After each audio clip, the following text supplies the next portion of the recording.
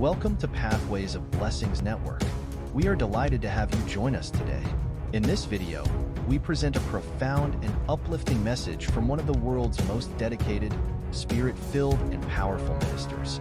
This sermon is designed to inspire your faith, deepen your understanding of God's Word, and encourage your walk with Christ. So, settle in, open your heart, and prepare to be richly blessed by this transformative message.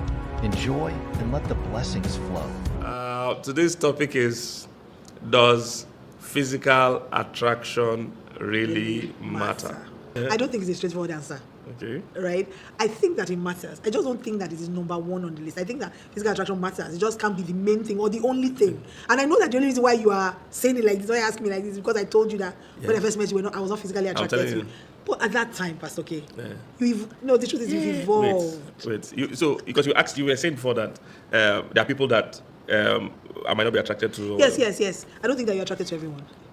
I think but that everyone is attractive. Because all God's children, all God's creation is attractive. We agree, but not everybody is attracted to that attractive person. Wow. Yes. Even me, I felt that. So I don't think you're attracted to everyone. There's some people that will pass by, they are fine. Bless God for creating them. They are fine, but they'll be fine to somebody. They'll be fine between them. They'll be fine to somebody else. Okay. There's somebody's nose there that will be flat, and I'm thinking, oh my God. And somebody else is wow on top of that flat nose. So yes, somebody will say, oh, I don't like this girl. This was wrong with flat nose. Please, what's the authorized official way nose should be? Now. You see the problem? What is the authorized shape of nose? Sorry, let me change it. Let me change the example then. Yes. Because these are somebody the can issues. say, wait now, let me say, somebody can say, oh, look at this girl. She's too fat. And you? What's the authorized shape somebody should be? These are the real issues. No, I'm not even saying it's right or wrong. I'm not saying there's a certain way. But somebody will just not find that person attractive. Somebody will not like fat girl. You see what I'm even saying. Let's go back to the beginning. You two did not think I was attractive because you thought I was fat. Well, not fat like that, but I thought you might become fat, which I've kind of done. So to be honest, I don't think it's a straightforward yes or no. That's how I feel about this question every time it comes up.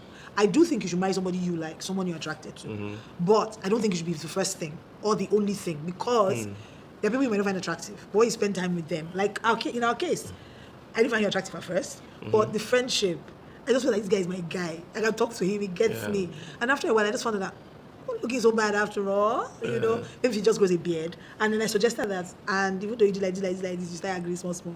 I said, if you grow an afro, and it totally changed everything. You start looking like...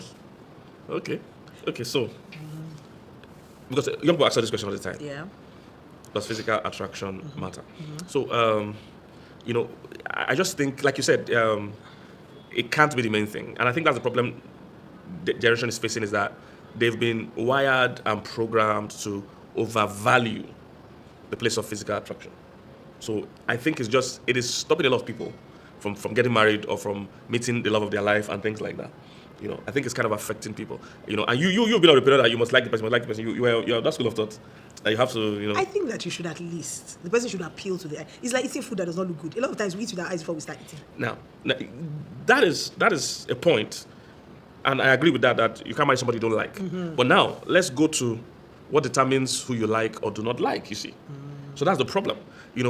People have been programmed to like it, and the thing is their spec. The common thing you hear is that there's this, women are the ones that are largely in this boat. But yes. I think that women are just more vocal about it. Men are more men too like physical stroke. Like yellow girl, flashy, shape, slim, tall, shape. They like shape. I agree. Okay, but how will I explain? So I get from a lot of women saying things like, there's this guy, he's a gentleman, he's godly, he's a good guy, he cares for me and everything, but you're not here, but I'm not physically attracted to him. She's not physically attracted to him. Now, and sometimes I tell the person, please send me this guy's picture. Out of curiosity, I'm saying, because I almost know like I know my name. That there's nothing wrong with this guy. That is just the programming, that mindset of fantasy that every young person has built or that has been programmed into them, because today now there's social media, there are movies, there are musical videos, there are vixens, so all these images have bombarded young people. Because when we all come into the world, come in as a clean slate. So a lot of things we claim that is our spec. It's not really our spec. It was specced into us, like I like to say. It was specced into us. So most time when this woman, I'm using women, I know women, I'm using women. When this woman saying, this guy is everything else, except I'm not attracted to him, usually it's because she has been programmed in her mind to have an image, and she has worked with this image for such a long time that anybody that doesn't fit this image, she will just not get attracted to the person, and she will think it's her. She will think it's her spec. She will know that this thing was specced into you. So that's what I've just. Your own case was an example. You probably had, an idea of a picture of what fine was to you. The same way you will have now. Every human being has. Yeah, but now we know better, and we have to teach so that people will not miss. You could have missed me now. Where would you have been now? You'd have been roaming around Lagos now. You'd have been suffering. Yes, now. I'll be in You'd London, have been suffering now. I'll be in London. You'd have been roaming At around. least I'll be roaming around in London. Not in Nigeria. You're roaming now. You'd have been roaming. So you see, you'd have missed. And that's my concern with people, with young people I'm seeing every day. I personally believe a lot of them are missing out on very good marriage partners, very good destiny partners. Just because he's not tall. The average young girl, if you say, what do you want in a spouse? You hear he must be tall. As okay, so that is fine wedding picture. Of what benefit? Like I said, his wedding picture. I totally agree that is what's been expecting to us. Yes. But to be fair, and I know I've been joking about this, this wedding picture thing. But I think that it is the craving to satisfy that. I mean, I've never brought this up with you because I know it teases us a lot about it that women want a man that is tall. But you see, that unconscious need for security. Women feel like if a man is bigger than me, taller than me, that means that he can cover me, right? So it's beyond just what's been expecting to us, right? It's just how people interpret. Yes, that's where Psalm 91 comes. Beautiful, but if you're not saved, right? He that dwell. And your mind is not renewed. So even if you're born again, you now have to renew your mind. Yes. But I don't think that it is just a. Is everybody says because men too like yellow girls. A lot of men they have. Yeah, but this is only about women. No. So yes. That's something I'm saying. The men too are missing man it. Yes. Likes yellow girls because he wants a girl that from where she's coming from, her fashion shining. So everybody can see her. And he can't afford the cream. He can't. That's making her that fair. He can't. When you hear the price of that organic cream now, he will run. So I think that for me, like I said, I think you should like who you are going to marry. At least there should be something you can work with, right? I don't know. I don't know that, and that's why one of the reasons why I won't just go out and say it's just physical attraction, doesn't matter, because I don't know that I would like a man that I don't. As in, if, the first thing I find attractive about a man, I've told you before. I cannot imagine somebody with ugly hands touching me. Your hands, I can't. I'm sorry. Stubby, fat, ugly nails, all those things. He has to have fine hands that look like a surgeon's hands. Someone is gentle as well.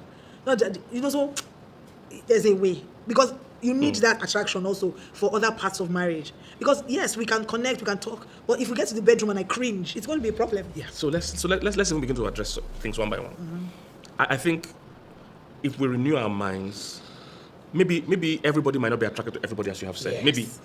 But I think if our minds are well renewed, I agree. We'll have a larger bracket. I agree. And more people will get married because we want more people to get married. Yes, I agree. I agree on that one. Yes. I agree that it takes renewing your mind. Because I had to renew my mind. Yes. I asked myself what's most important for me. Is it friendship or is it just that you want a guy who's dark, who is tall and handsome? These are the things that are causing problems. So let's start to help people renew their minds. So let's start.